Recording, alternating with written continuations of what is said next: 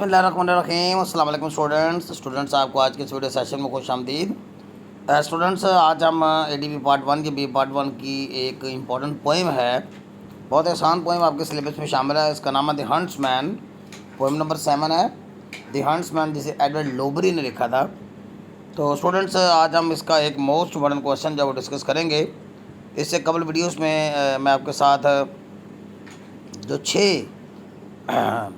मुख्तलिफ हमारी जो पोइम्स हैं उनके जो मोस्ट इम्पॉर्टेंट क्वेश्चन, हर एक पोइम का एक एक क्वेश्चन जो है वो मैंने आपके लिए डिस्कस किया बड़ी आसान और स्टैंडर्ड लैंग्वेज में, और इजी टू लर्न है और स्टैंडर्ड मटेरियल है, ताकि आपको एग्ज़ाम में इसका ख़ातिर खा फ़ायदा भी हो। बेहतर विजिबिलिटी के लिए मोबाइल को रोटेशन का ऑप्शन पर लगाइए। और स्टूडेंट्स आपको इन तमाम जो वीडियोस हैं और मेरे जो प्लेज और शॉर्ट स्टोरीज़ के जो नोट्स और इस तरह के जो शॉर्ट क्वेश्चंस हैं, इनफैक्ट ये मेरी बुक का ही मटेरियल है जो मैंने कोरोना डेज़ में बुक पब्लिश करवाई थी। तो उसमें आपको डिस्क्रिप्शन बॉक्स में इसका लिंक जो है आपके साथ शेयर कर देता हूँ, ताकि आपको एग्ज़ाम प्रिपरेशन में यह हेल्पफुल साबित हो। जो मोस्ट इम्पॉर्टेंट क्वेश्चन है वो ये है कि कगवा हिमसेल्फ इज़ रिस्पॉन्सिबल फॉर इस ट्रेजेडी। यानी इस कहानी का जो मेन किरदार कगवा है, यानी इस कहानी में हंट्समैन में एक शिकारी दरअसल दिखाया गया है जो कि शिकार करने के लिए जाता है। और ये कीनिया, एक मुल्क आपने नाम सुना होगा, ये कीनिया की फोक लोर है, यानी कीनिया की लोक दास्तान है। पुराने ज़माने के एक कहानी राइटर ने डिवाइस किया, हालांकि ये एक फंटेसी है, एक झूठी कहानी है, लेकिन राइटर ने बहरहाल एक इंटरेस्टिंग मास्टरपीस जो है वो तख्लीक किया है हंट्समैन को, यानी शिकारी को पेश करके, जिसका नाम कगवा था, जो कि जंगल में एक शिकार करने के लिए जाता है और वहाँ पे उसका सामना एक इंसानी खोपड़ी से, जिससे वो सवाल करता है कि how did you come here, तुम यहाँ कैसे पहुँची। तो वो खोपड़ी बातें करती है और उसने कहा कि टॉकिंग ब्रॉट मी हियर, कि मुझे मेरी बातें यहाँ ले आई हैं। इसके बाद कगवा बादशाह के पास चला जाता है और बादशाह को जब वो मामला बताता है तो बादशाह को यकीन नहीं आता, और बादशाह जो है वो 2 मुहाफ़िज़ उसके साथ भेजता है कि जाके उस खोपड़ी को तलाश करो जो बातें करती है, लेकिन अगर खोपड़ी बातें ना करे तो कगवा को वहीं मार देना। और वापसी पे जब वो सिक्योरिटी गार्ड्स के साथ जो है वो कगवा जाता है तो खोपड़ी पहले तो मिलती नहीं है, लेकिन जब मिल जाती है तो वो उससे क्वेश्चन पुट करता है how did you come here, लेकिन खोपड़ी बात नहीं करती। कगवा झूठा साबित हो जाता है और यूं जो है कगवा का सर कलम कर दिया जाता है सज़ा के तौर पर, क्योंकि कगवा झूठा साबित हो गया। तो यूं कगवा के साथ एक ट्रेजेडी हो गई। इस ट्रेजेडी को, यानी कि वो सच्चा होने के बावजूद जो है उसे मौत का सामना करना पड़ गया, तो ये होगी ट्रेजेडी। तो ये जो ट्रेजेडी उसके साथ हुई है, सवाल ये है कि कगवा खुद इस ट्रेजेडी का ज़िम्मेदार है। दरअसल स्टूडेंट्स मैंने ये ब्रीफ से समरी आपके साथ इसलिए डिस्कस की है, जब तक आप किसी भी पोएम या स्टोरी का खुलासा या समरी या उसका जो इम्पोर्टेंट इंट्रोडक्शन है वो आप नहीं लेते, तब तक आपको उसके जो क्रिटिकल एनालिसिस वाले क्वेश्चन है वो समझ नहीं आ सकते। लिहाजा कोशिश किया करें कि पहले किसी भी स्टोरी या पोएम या प्ले का आप जो है उसकी जो समरी है वो उसको समझने की कोशिश किया करें। आगाज़ करते हैं। द पोएम द हंट्समैन, नज़म द हंट्समैन जो है टेल्स द ट्रेजिक स्टोरी, अलमनाक दास्तान सुनाती है ऑफ ए हंटर, एक शिकारी की, हुज नेम वाज कगवा, जिसका नाम कगवा था। He was a brave Hunter, वो एक दलेर और बहादुर शिकारी था। बट ट्रेजिकली, लेकिन अफसोस के साथ, एक ट्रेजिडी वाले मामले के साथ सेंस में हम देखेंगे he himself became a hunted, वो खुद शिकार हो गया। तो एक महान शिकारी, एक बहुत बड़ा शिकारी खुद शिकार हो गया। इस नज़म के एंड पे हमने ये देखा है, तो यही इस कहानी के अंदर ट्रेजेडी है और आयरनी भी है। इसको आयरनी भी कहते हैं कि आप एक्सपेक्ट क्या कर रहे थे और आपके साथ हो क्या गया। इसके बाद जी सवाल का जवाब तो मैंने दे दिया है। अब हम 3 मुख्तलिफ वजूहात देखते हैं जो कि दरअसल कगवा का करैक्टर भी है।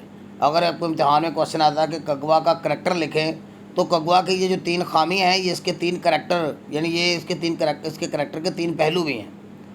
सो देर आर 3 रीजन्स, 3 वजूहात हैं कगवास ट्रेजिक एंड, कगवा के अलमनाक अंजाम की।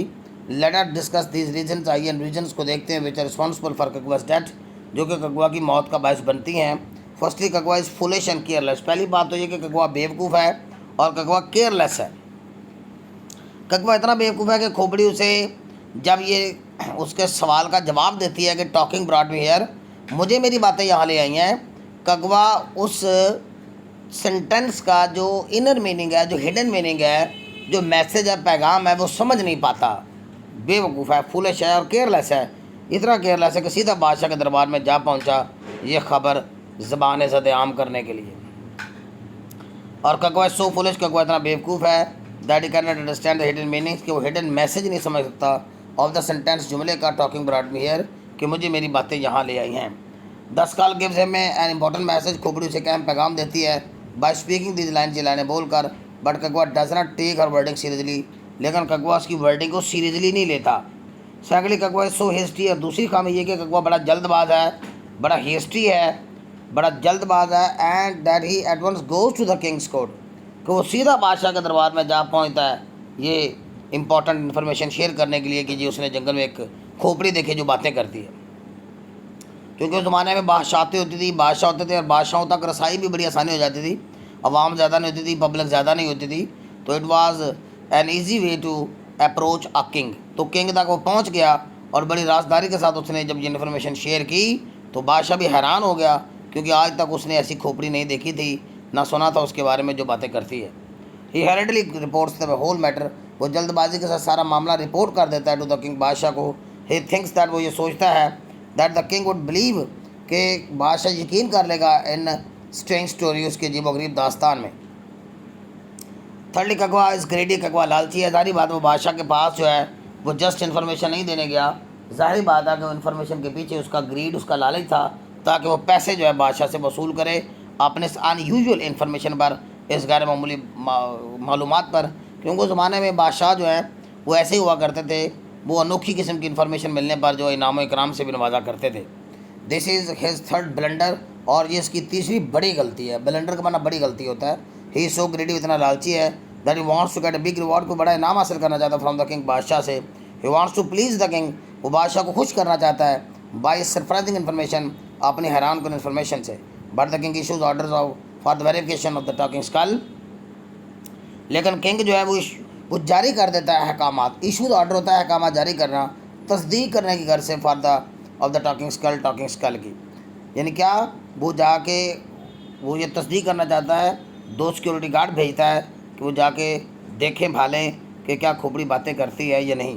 The king also announces death punishment, और बादशाह जो सजाए मौत का भी ऐलान कर देता फॉर ककवा के लिए, if he proves to be liar, अगर वो एक झूठा साबित होता है।